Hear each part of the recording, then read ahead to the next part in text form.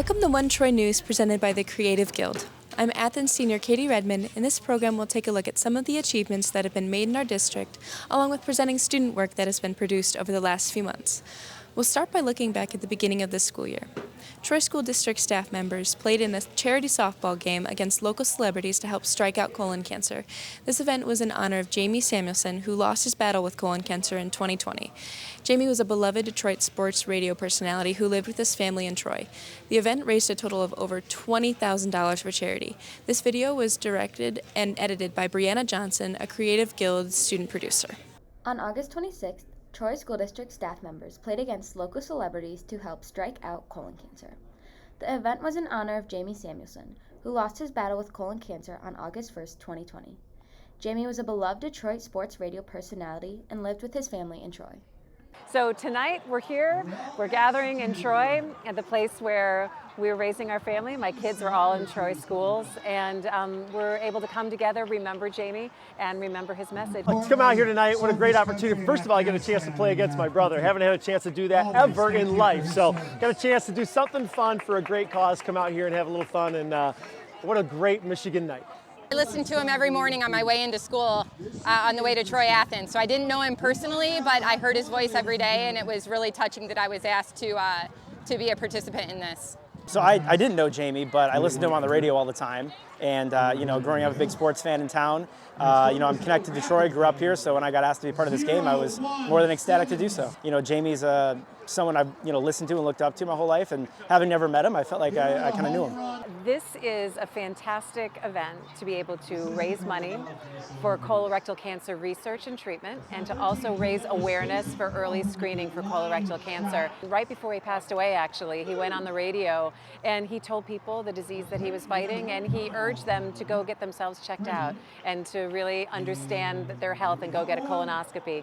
So we're trying to continue Jamie's message. It was one of those things that he said he wanted more people to be aware of colorectal cancer. The more that people are aware, the more people might try and get those colonoscopies ahead of time, and maybe we can find it early and detect it early, and people can come out better on the other side. I mean, it's a really important cause too, and hearing Jamie's battle, it was so brief between the time I heard about it and then by the time he passed, and knowing that it's getting younger and younger with colon cancer, and to spread awareness to schedule that colonoscopy. I'm going to talk to my parents too after this, and it's something that I think is really important, and I'm glad we're spreading awareness about it. Getting out here, doing things for a cause, knowing that Jamie did something for a reason, to be able to start something for all of us to be able to have an awareness. So coming out here and doing our part to make sure that we're aware of things and what we can do to protect ourselves with our health as well. This is nothing more than about us raising as much money as we can and stuffing those boxes with money for the charities that Christy has chosen. And I'm just so appreciative of the community, all the people that came out tonight. It was amazing seeing these stands packed in his memory. The Creative Guild has many wonderful students who produce video highlights of various events that happen within our school district. Let's take a look back at Homecoming 2022 with Athens Powder Puff, produced by sophomore Anush Raphael, and Troy High's Parade, produced by senior Jeffrey Wu.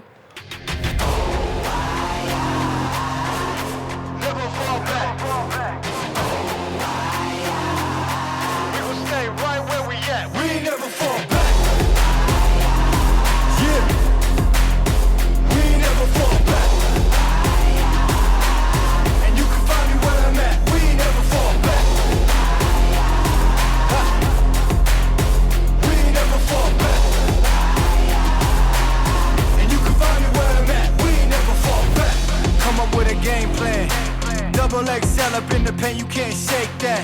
All the way gassed up, full tank, man. Moving too quick, keep the cameras in the playback. Dang, so tell me how you feel with it. You put a lid on it.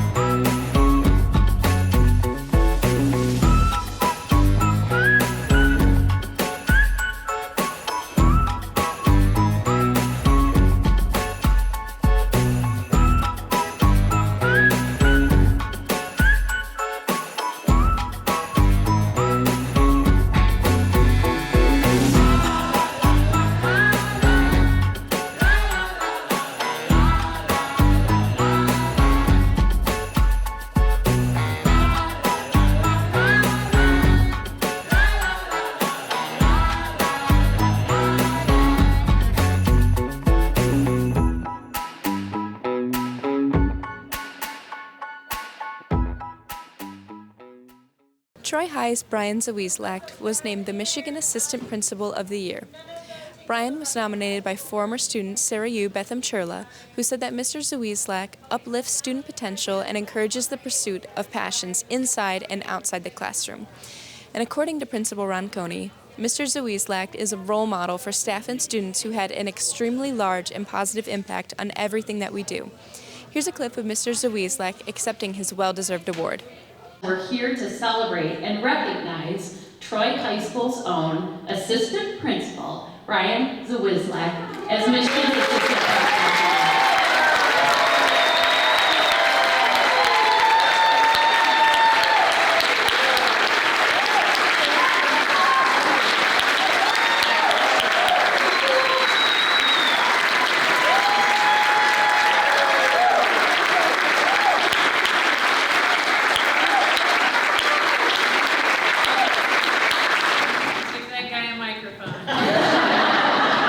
Thanks, Wendy, and thank you to all the nominees and the support for the nomination. I just come and do my job every day, show up, and my purpose is to make this place an awesome place and make your experience an awesome experience, but most importantly, make the student experience.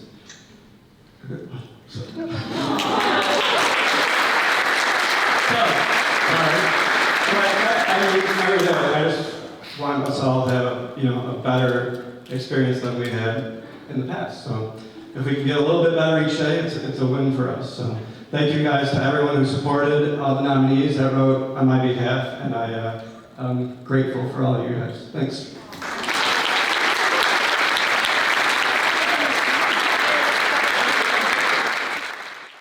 Hi, I'm Sonia Puri, a senior at Troy High School and a student producer with the Troy Creative Guild. It's no secret that the love Troy School District students have for music extends out far beyond the classroom. This group of saxophonists from Troy High School love to perform together, and recently they got the opportunity to showcase their talents and love for music at Troy Family Days. I went there and I got the story. I hope you enjoy. Without further ado, the Troy Saxophone Ensemble.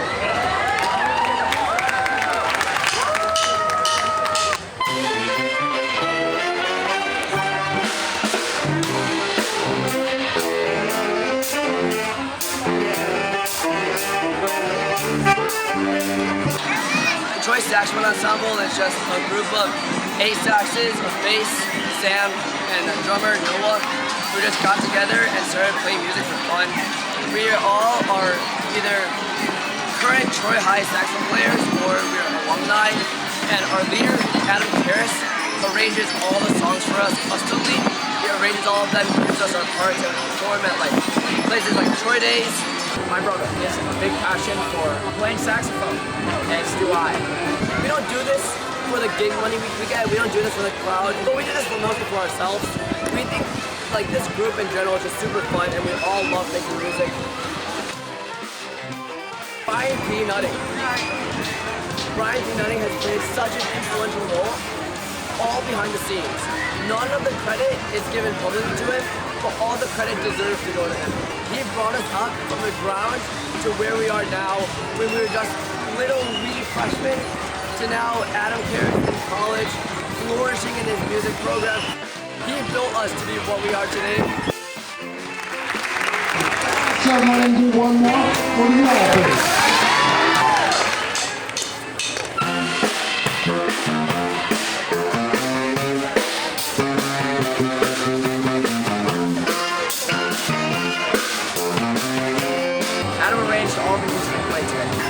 Back from college today just to perform this. I think I want to do that too. It's super fun. This group is amazing.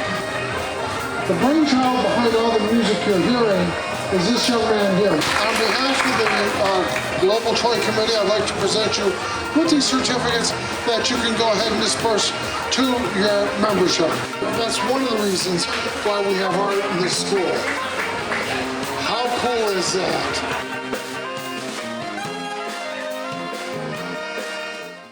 Students in Athens TV have produced various PSAs throughout the year. Some have even been nominated for multiple awards. Throughout this broadcast, we will present these PSAs to our viewers in between segments of our program. I'm stressed. I'm failing 4 of my classes. I don't know how I'm gonna pay for that. Everybody hates me. I'm never good enough. I'm gonna kill myself.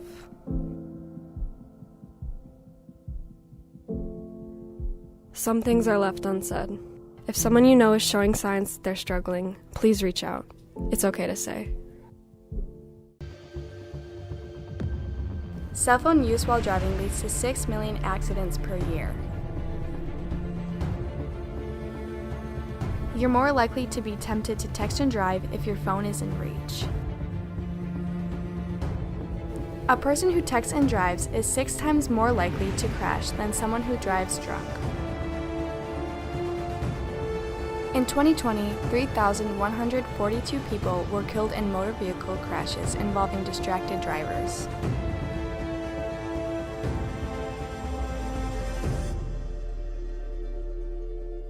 Keep your eyes on the road. Don't be tempted.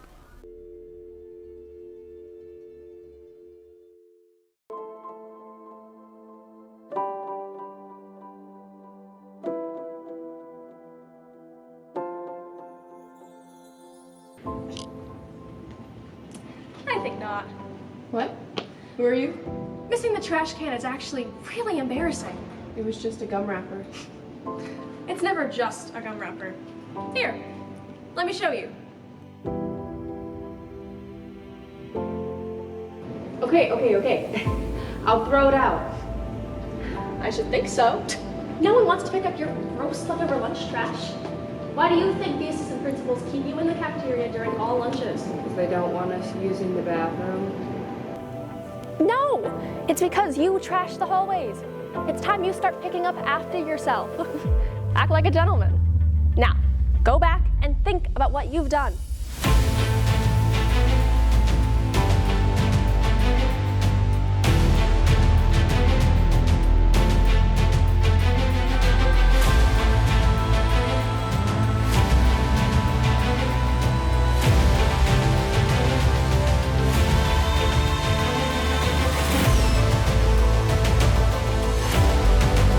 I'm proud of you.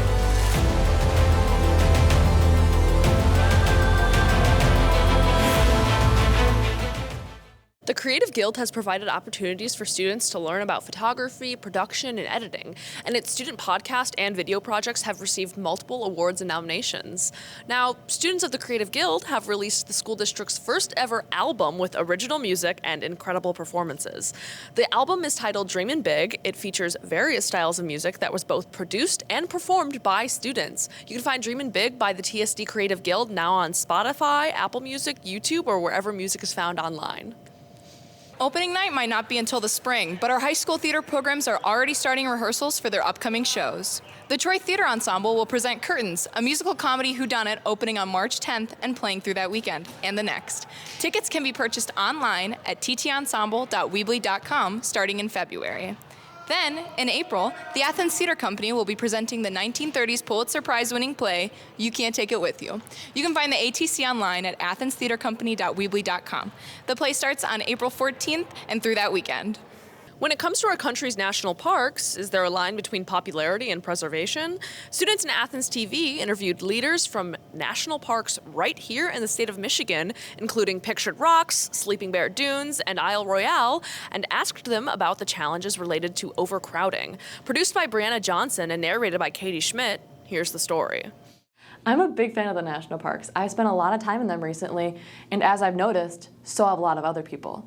I wondered if there is a line between popularity and preservation, and it turns out this is a tension that has existed since our national park system was first conceived by our founding director, Stephen Mather, on what has come to be known as the Mather's Mountain Party. He took a group of people into the parks, basically like the first glamping trip ever. This is mass photography, right? So people didn't know what these places looked like. He basically, asked them to go back and spread the word about these national parks. And then shortly thereafter, Congress passed the act. It was called the Organic Act that created the National Park Service. In a way, they were too successful. And this gave rise to something called the Mather Paradox. And the whole idea behind the Mather Paradox is that the national parks should be managed for the enjoyment of the American people and at the same time keep them preserved for the enjoyment for future generations. That has gotten much more difficult in recent years. Horseshoe Bend, for example, is a really popular National Park Service area, and that went from about 4,000 visitors a year to then, with the rise of Instagram and all of these iconic photos emerging and circulating on people's feeds, over 2 million visitors a year. That's huge. How do you save something that is being loved to death? I have connected with national parks within my state to see if they're struggling to keep up with their popularity. 10 years ago, we were roughly about 500,000 visitors a year, 100,000, give or take 100,000. And last year, we counted 1.3 million. The infrastructure hasn't changed.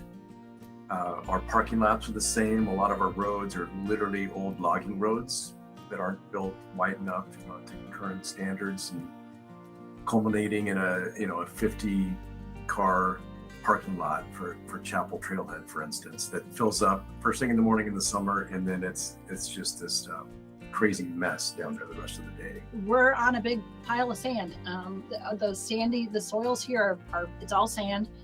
We're in a coastal dune area, so just people wouldn't think. I don't think people recognize that they really can do a lot of damage just by walking off trail. We're protecting and preserving the things that have been deemed by the American people to be nationally significant, but doing it in such a way that allows people to enjoy it and learn about it, but in a way that doesn't damage it for future generations. Now, even at Isle Royale National Park, one of the least visited national parks due to its remote location in Lake Superior, it's still not immune to the challenges of overcrowding. While we might be talking about 20,000 visitors as a big year for us, but those 20,000 visitors in the backcountry certainly can have an impact on people's experiences in a wilderness park. So that's really kind of the angle that we're looking at. Although the problems we see at each of the national parks can sometimes be quite similar, there is no magic solution to address overcrowding. It's almost a daily struggle. We try to figure out how we can maintain access where it still looks and feels wild, and when we start fencing things off like that, it's just not the same. But we come up with these compromises and try to basically do the best we can. How do you strike that balance between preservation and use? That's certainly something that every park has to face in some way or another.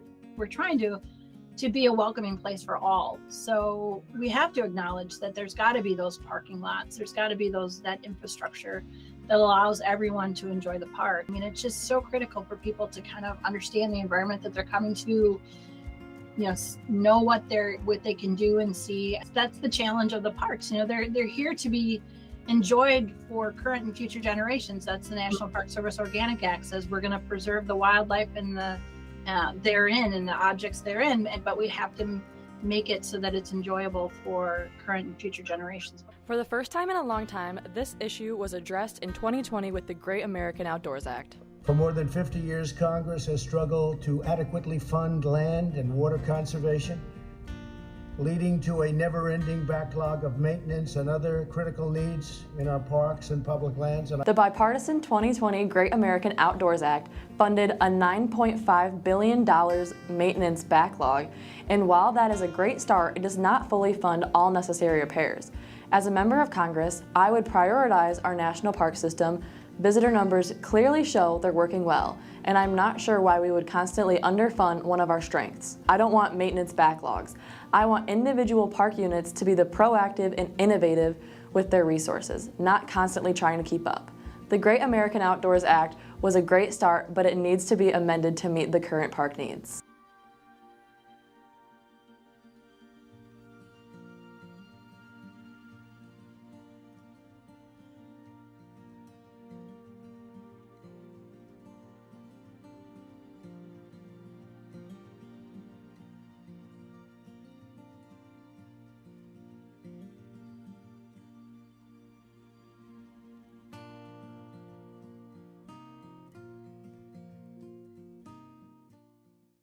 This story was recently named a top 3 finalist for a high school video current event story at the Michigan Association of Broadcasters Student Awards. TSD students also took 2 of the 3 finalist spots in high school audio talk show, the Shaw Sibling Podcast, which is hosted by Maitreya and Kairavi Shah, and the Dream Job Podcast hosted by yours truly, Sophia Keil and Sonia Puri. And finally, Athens TV students received 2 more finalist spots for a visual PSA.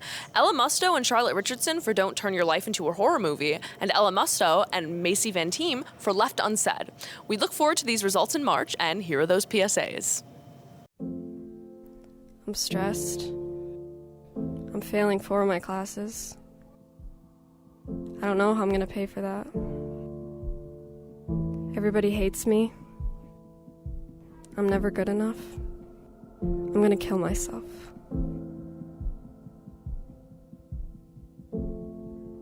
Some things are left unsaid. If someone you know is showing signs they're struggling, please reach out. It's okay to say.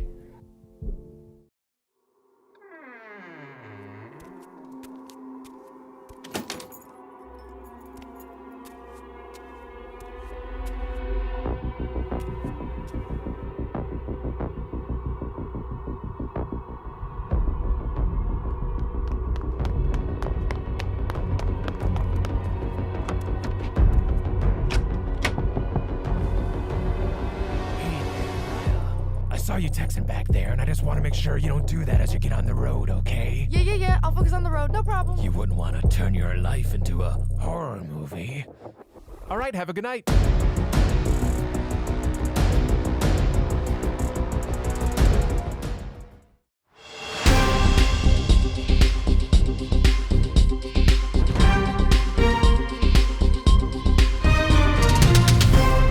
Hi, my name is Makayla Potter, and I'm a senior at Athens High School, and today I'm here with Superintendent of Troy School Districts, Dr. Rich Macheski. Hi. Hi, Makayla. Hi. Congrats on passing the bond. Exactly what happened in November? So thank you. Yeah, so what happened? There was in November 8th, the voters in Troy approved a $555 million bond.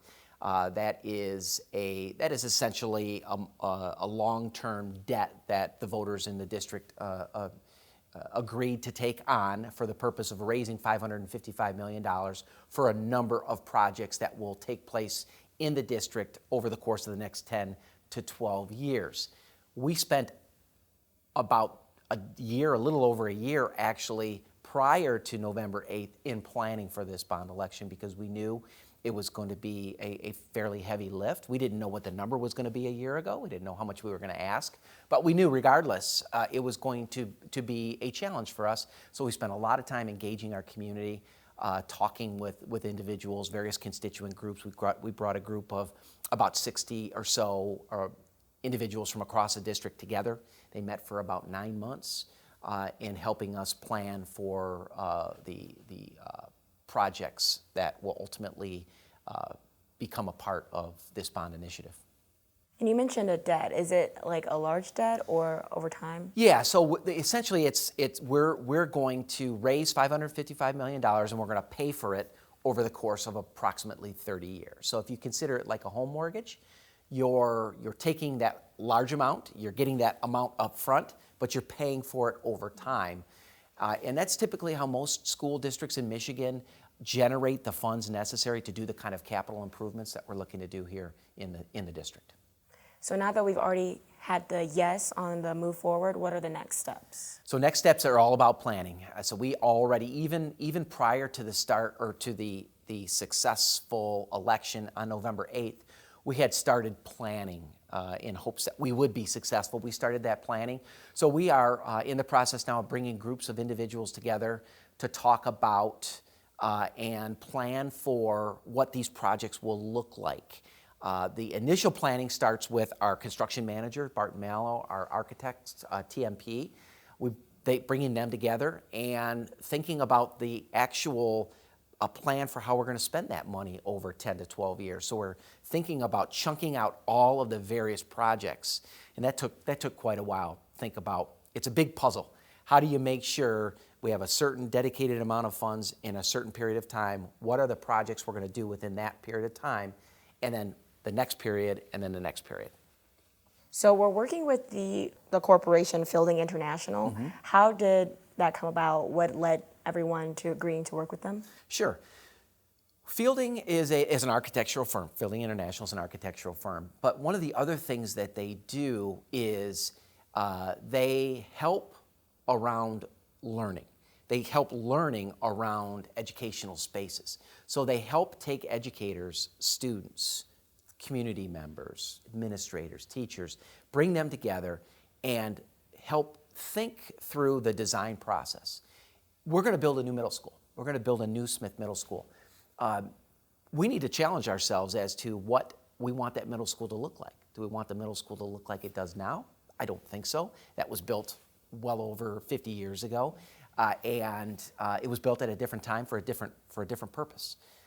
Education has evolved immensely over the course of the last several decades.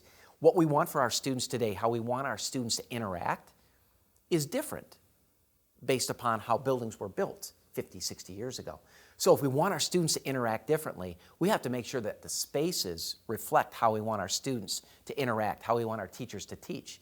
So we have to think about what that looks like. So learning is necessary. So we're engaged in that learning right now with Fielding. I've had the ability to sit in on several of those sessions, and it's been fabulous. We've got students engaged, we've got teachers, administrators engaged. I think the outcome, our community is going to be very pleased with the outcome of that learning and how it impacts the design of our new Smith Middle School moving forward. We intend upon using that same idea around learning as we think about improvements to Athens, as we think about improvements to Troy High and our elementary schools. So speaking of student engagement, do you think student artwork will be incorporated within the new schools? Oh, I think absolutely. The arts are such an important part of who we are as a school district, the fine arts in general. I mean, this community has such a passion for fine and performing arts.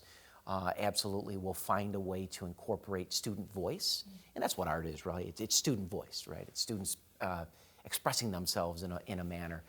I can see that artwork and other forms of student expression being reflected in designs throughout the district moving forward. Will you hold competitions to see? Or? I think that's probably a likelihood that we'll be holding competitions, very similar to what we did several years ago when the Children's Hospital here in Troy opened up.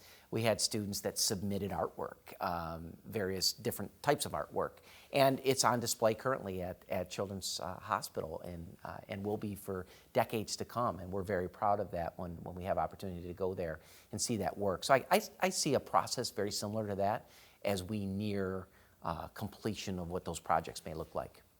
So we've mentioned like it being maybe 13 to 15 years in progress. Mm-hmm. When do you think the first phase of transition will start? Okay, so the projects themselves, we have promised the voters that these projects will take us approximately 10 to 12 years, we think. It may bleed over a little more into that, but our goal is anywhere from that 10 to 12 year phase, if you will. The first phase, so each of the bonds are sold in 3-year series, and we're actually getting ready to sell that first round of bonds on February 7th. So we're really excited about that. We're going to sell about $180 million on February 7th. That's the first series, the first 3 years. We've already started the planning for the projects that will take place within that first series. So already this summer, we will begin, we'll start to see plans take place or start to emerge for elementary playgrounds, for furniture across the school district, for improvements to our athletic fields at the high schools. So you're going to actually, the community will start to see that already this summer. Now the work may not start until the fall, but that planning and the preparation necessary is already underway, will really kick into high gear this summer, and then again, community will begin to see that starting in the fall. While the transition is going on, will any schools merge or combine? The plan right now is to build, so through our first series, the goal is to build the new Smith Middle School. And once that middle school is built and completed, then our students that are currently at Smith will move into that new building. The intent currently is to use the existing Smith Middle School as what's referred to as surge space. So it's space where we can house students while we're doing projects more quickly, more efficiently in other buildings. So for instance, we have a plan to renovate both Larson and Bolin Park as part of the bond proposal. So as we move students from Smith into their new building, we can then move students from Bolin Park, let's say, into the current Smith Middle School while we more quickly and efficiently renovate that building. We intend upon doing a complete renovation of both Bolin Park and Larson. What decisions go into deciding what schools are going to be taken care of first or changed first? That started with our facilities review committee. That was the group of 60 individuals that got together over the course of 9 months. They identified for us in the community and made a recommendation to the Board of Education which programs and projects they thought, based upon their review, needed to be done. So that's the group that initially made the recommendation to the Board of Education. The board approved that program, and that ultimately became the bond proposal itself. That outcome of that was the vote on November 8th. The next important series of work is, when do we do which projects? And that's where administration, in conjunction with our Board of Education and our architect, our construction managers, all get together and say, okay, what makes most sense? So knowing that we want to do renovations at Bolin and Larson, and knowing that we need a place for those students to be, it made sense to do the Smith project first. So we knew that project needed to be first, so we set that first, and then we could begin planning from there other projects that would take place. We plan on doing a very significant renovation project here at Athens. We expect that project will be towards the end of our first series, and we'll already start planning for that as we enter the fall of next year. What is your role? So how do you make an impact on everything going on with the bond? Well, I think a lot of my role was the run-up to the bond itself. It was in preparation for, in the planning for, doing the work with the community, multiple community meetings, multiple meetings with our PTO groups, our PTA, or our booster groups, all of our administrative teams. We had multiple series of meetings at the community center, at the library, with the community, informing the community about what this means. If you figure, well over 60% of families in Troy don't have students in school, yet they have a vested interest in what happens because we wanted them to vote yes on this bond proposal. So getting out there and informing our community was really important. So I spent the bulk of my time in advance of the election. Now, after the election's taken place and we're moving forward, now I can kind of turn this over to our team, and I'm a participant now. I get to sit in meetings. I get to share my voice. I mean, ultimately, I will work with the team. My job is to make sure that Board of Education is fully involved and is communicated with in terms of what we're doing. Make sure our community is communicated with. So I'd like to say at this point, I get to step back a little bit. I get to be a participant, but I also get to be the cheerleader for our bond moving forward and making sure our community is fully understanding of what we're doing. And what we like to say is it's promises made and promises kept. This bond is about promises. We promise that we're going to spend $555 million on the projects that this Facilities Review Committee recommended to the board. It's my job to make sure those promises are kept.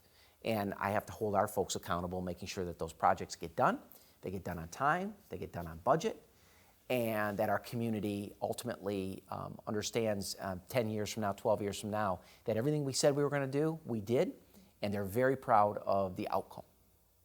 Where do you think school districts are headed worldwide? Technology related, overall? That's a big question. I do think what we're starting to see as technology continues to evolve so rapidly, you can't ignore the impact that technology has on instruction. There was a day, and it wasn't that long ago, where we could push back on technology in the classroom and kind of keep it at bay. That is just not the case anymore. I mean, technology is so ubiquitous in the lives of our students. The students that come to us today know nothing other than a smartphone. They know nothing other than being in a technology-rich, information-rich environment.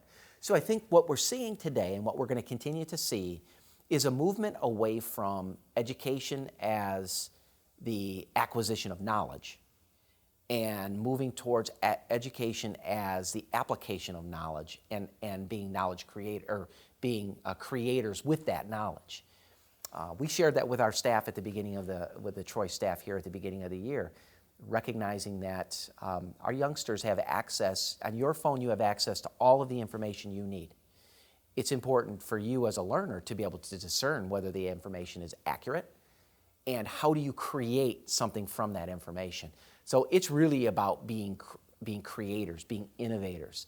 And I think that's what we're seeing right now is opportunities to create space in our schools, both literal space, so actual space, and then space in terms of the time necessary to be a creator. So we go back to the bottom. When we think about educational spaces moving forward, I think our educational spaces aren't going to look the way they do now.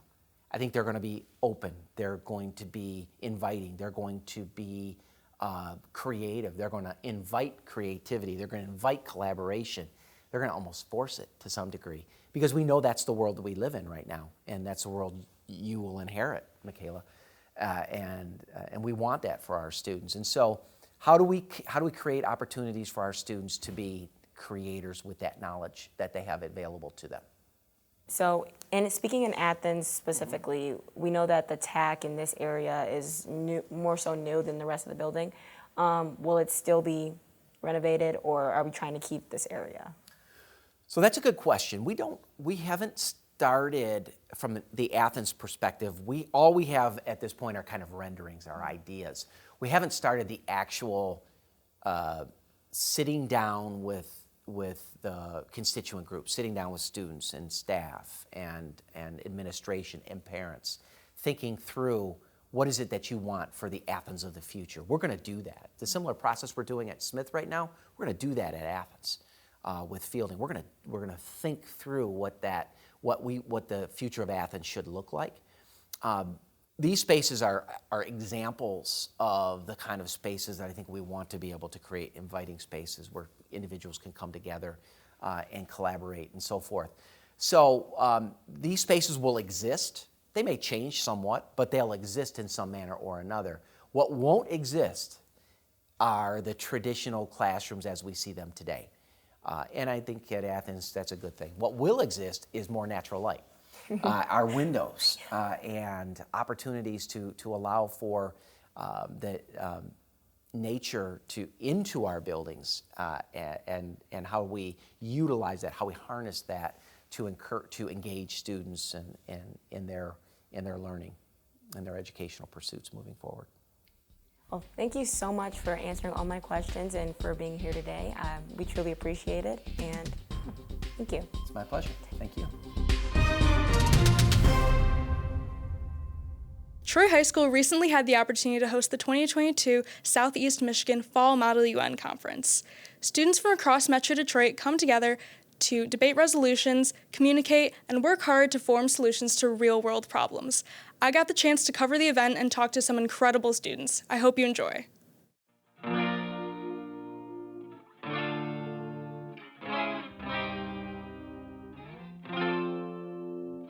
now pleased to call the 27th Fall Conference of the Southeast Michigan Model United Nations Association to order.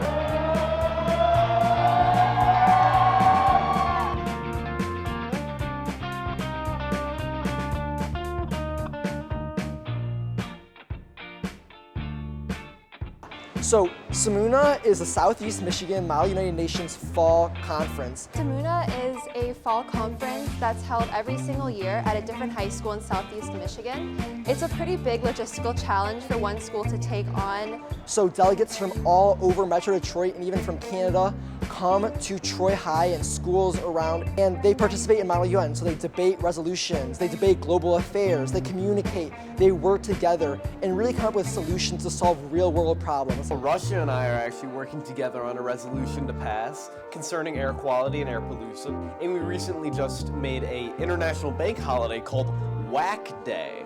WAQ, World Air Quality Day. For my first conference, which was last year, we passed a unanimous resolution on infrastructure. It was passionate, it was wild, it was crazy. I loved it, and it really just birthed that passion for Model UN. Hopefully I can make Model UN one of the highlights of my high school career. I look up to people such as George and Jacob. They're really great public speakers and they're really great people as well. I love the aspect of watching people develop throughout the years, and I've seen a lot of delegates just become stronger. I mean, they are, getting these roles and taking on these countries and these communities and embodying them and trying to solve world problems. And it's them being able to do that at such a young age and seeing, freshmen, 13, 14 years, and then seeing them continue that passion and grow sophomore, junior, senior year. And then also seeing them now, I have some kids that are now president of MUN at Michigan State and Michigan. And it's knowing that they can take these skills and this passion and this desire and continue it through the rest of their life, which has caused me to kind of continue to advise this club. I really enjoyed, Tuesdays, because Tuesdays were the days of our club meeting, and we got a great opportunity to get together, to talk about MUN, to have a good time, and that's what I look back on fondly. We are proud to announce that we've raised a total of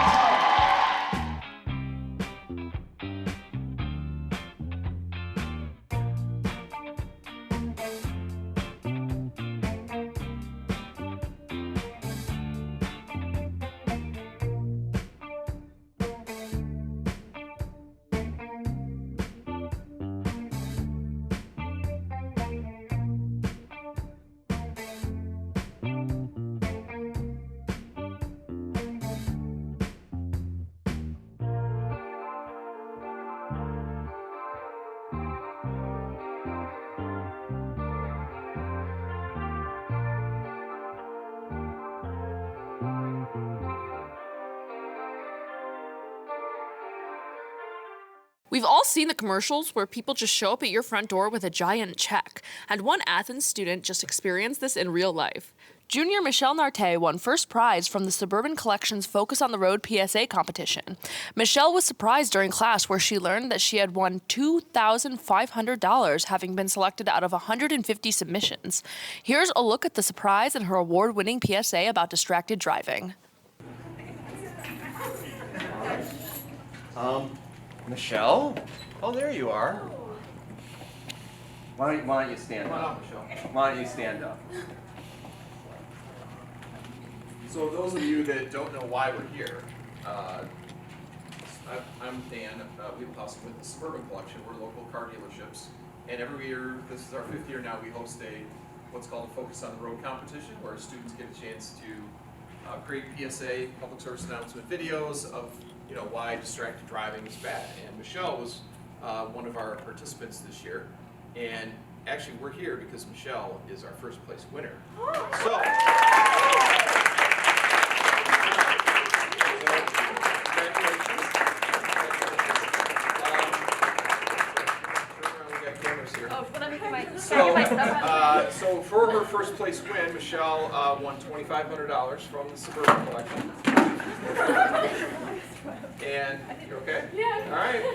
So first of all, I wanted to thank Mr. Burns for participation, the school for participation, and thank you very much for your entry. So we had, I think we had about 150 total videos that were submitted, and you, out of all that, we chose yours as the first place winner. So congratulations.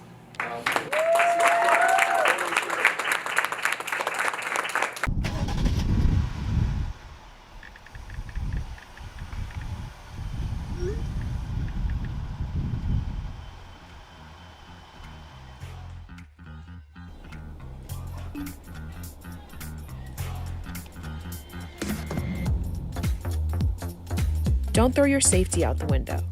Get rid of the distraction instead. Drive safe and focus on the road. Student athletes at Athens and Troy High have seen many opportunities to represent their school this school year on the field, on the court, and in the pool. One notable story so far is the Athens girls golf team, who won their regional championship for the first time since 1988. You can hear more about the team's journey with players Olivia Hemela and Ava Weeks on a special episode of Sidelines through TSD World Class Podcast, which can be found on your favorite podcast platform. Also in sports, every year is another opportunity for our teams to compete in the highly anticipated hometown rivalry games. Our Creative Guild has produced many video highlights of these games. We start now with the boys varsity soccer, where Athens defeated Troy High 2-1. Video produced by junior Michelle Narte.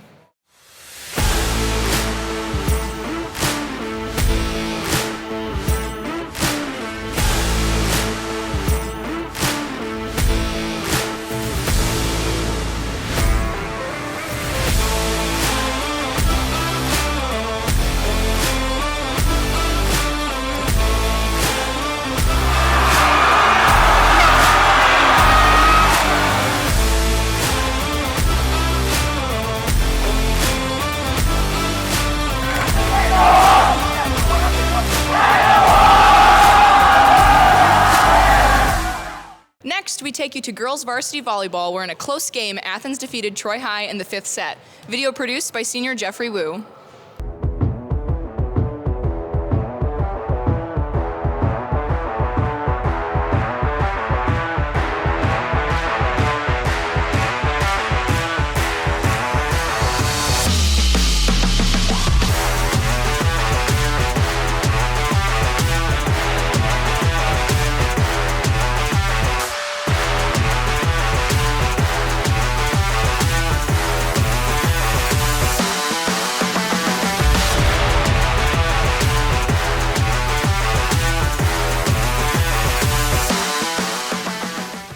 Now we take a look at the varsity cross country video produced by senior Anurag Kumaragiri.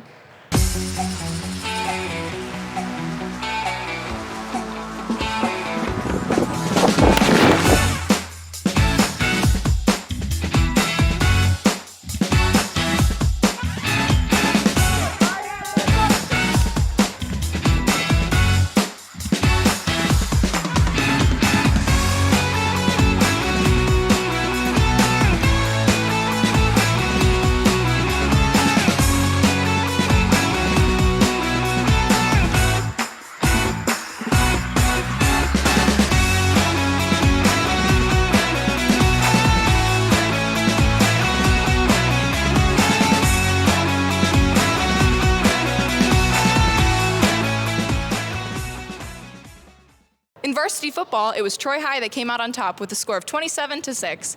Ultimately, both teams managed to finish their seasons with winning records. Video produced by junior Evelyn Apahidian.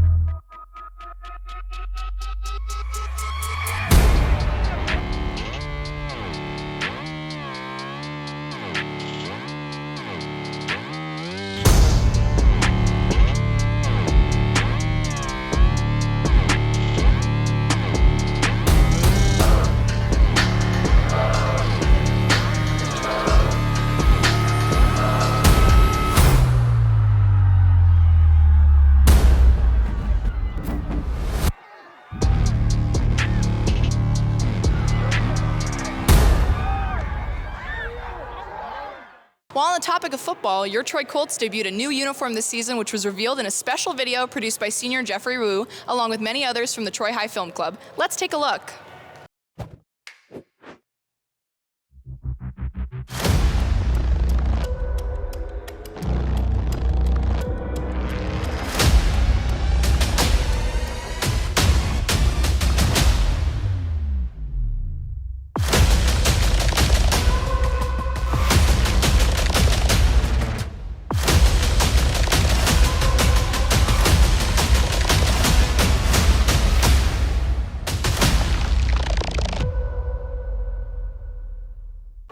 to our current winter season, we still have a lot of games to come, but we have seen both our girls and boys varsity basketball teams face off. First, we go to girls, where the Red Hawks defeated the Colts 39-28.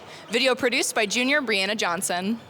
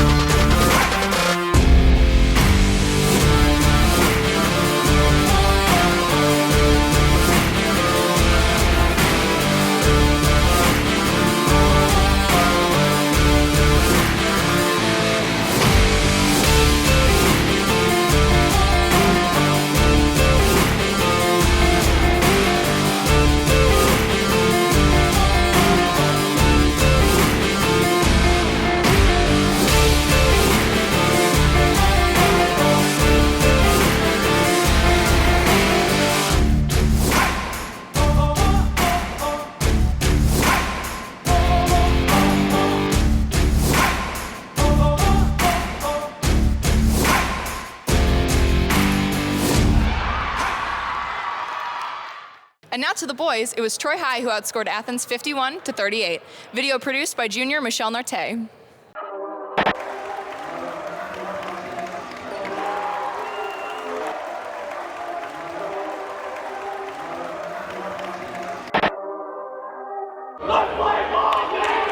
Can't take no loss, I don't even know what it costs. I hit the ground, then it go off, yeah. Hit the ground, then it go off, yeah. I can't take no loss, I don't even know what it costs, yeah. I hit the ground, then it go off, yeah. Hit the ground, then it go off, yeah.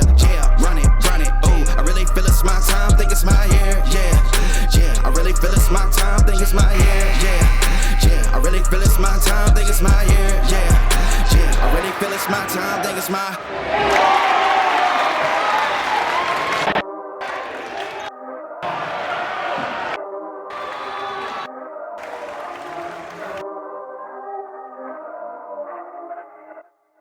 Another program that is growing in popularity is powerlifting. Here's a quick look at when Athens hosted their competition. Video produced by junior Leah Sorelli.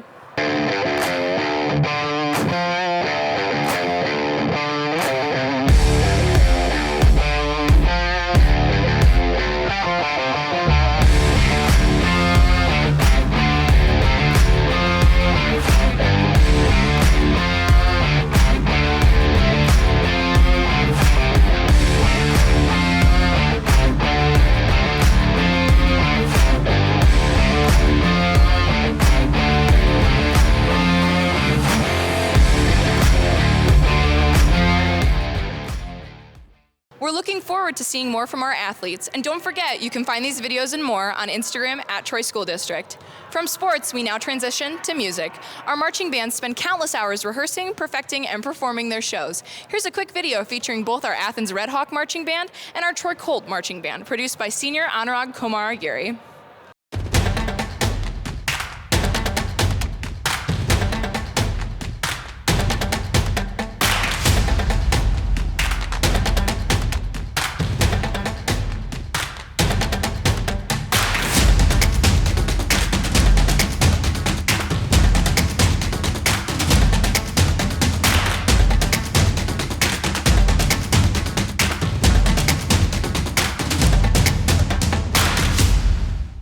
And now for something special, the Creative Guild recently produced a video performance of the Troy Colts drumline with multiple camera angles and microphones. You can find the full performance on YouTube under the handle @TSD Creative Guild. But for now, here's just a piece, produced by senior Anurag Kamaragiri and sophomore Maisie Justice.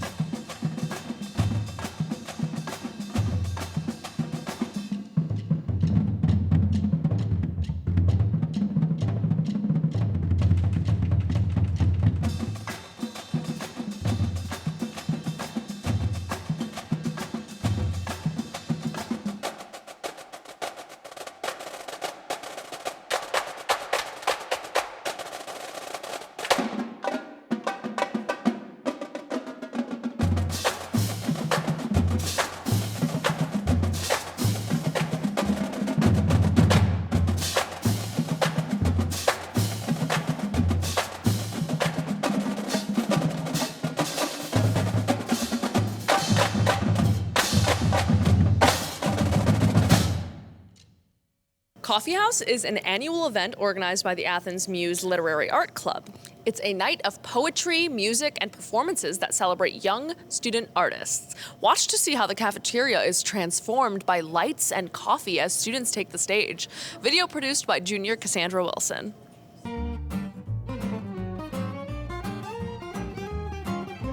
Coffee House is an annual event put on by the Muse Literary Art Club, which also produces the literary magazine during second semester. It's a night of poetry, music, and other student performances that takes place in the cafeteria. So we kind of decorate the place up, get some tables out, set up a stage and sound system, and you pay $5 to get in, or you can bring a baked good, help yourself to as much coffee, tea, hot chocolate, muffins, cookies as you want, and just kind of enjoy the performances that the students are putting on. We ask students who are interested in performing to submit what they would like to do to the club about a month or two in advance of the event, and we will look through those submissions and make sure that it kind of fits in with a coffee house performance as opposed to maybe like a talent show or something like that. And we try to let in as many as we can so that students have an opportunity to express themselves. We don't limit it too much unless we feel like we have too many performers and we might be going past our time limit, in which case we might add someone to a wait list and tell them, hey, if something comes up, or if you want to show up to the event and see if we can fit you in before time ends. But for the most part, everybody gets to go and everybody has a good time. I mean, the thing I like most about Coffee House is like being able to see all the music and all the work that people have put into all their projects and sort of in their art, and just see the final result of that and know how hard they've worked to achieve that end result. I love being able to play in front of a group of people and just have fun. My favorite thing about Coffee House is the ambiance, and that everybody there gets to showcase their talents and feel free to do so. Describe Coffee House in one word. Yeah. Dark. Exhilarating. It's very calm. Great. Fun. Community.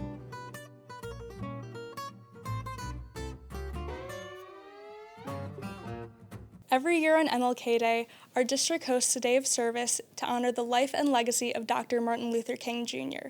The past couple of years, the event was put on hold, but this year we saw its return, led by the Superintendent's Student Advisory Board. Families, students, and staff got together to tie fleece blankets for veterans and patients, write thank you cards for troops and healthcare workers, and some even donated blood through the Red Cross.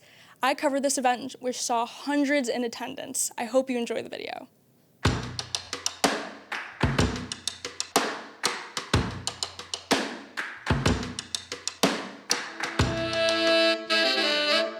Each person here today, whether you realize it or not, have committed yourself to embrace servant leadership as a part of your calling. The Reverend Dr. Martin Luther King Jr. stood and still stands as a pillar example of servant leadership.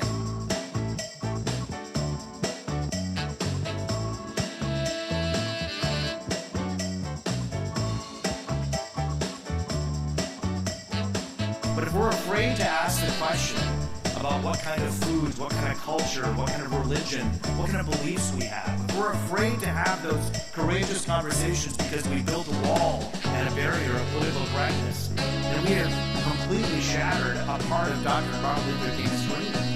We can't understand each other if we don't know each other.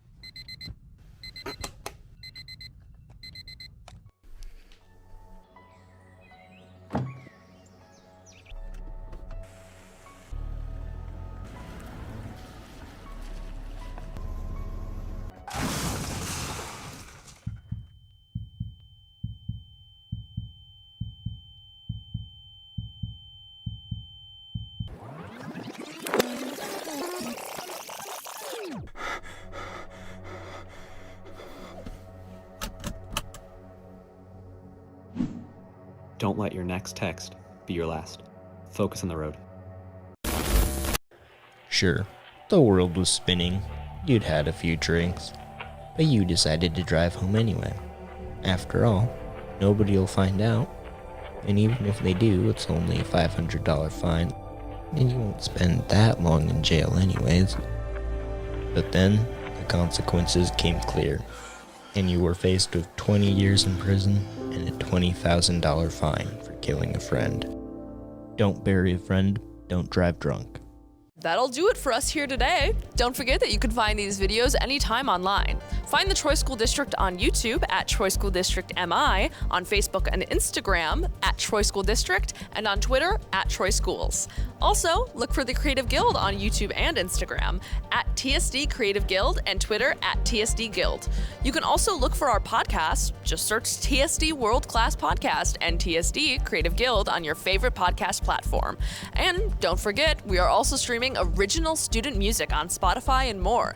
Just search for TSD Creative Guild wherever you listen. And of course, you can always find information on our school district website, troy.k12.mi.us. Thank you for watching the February 2023 edition for One Troy News. We'll be back with new videos and stories in a couple of months. Until then, I'm Sophia Keil, and have a great day at school.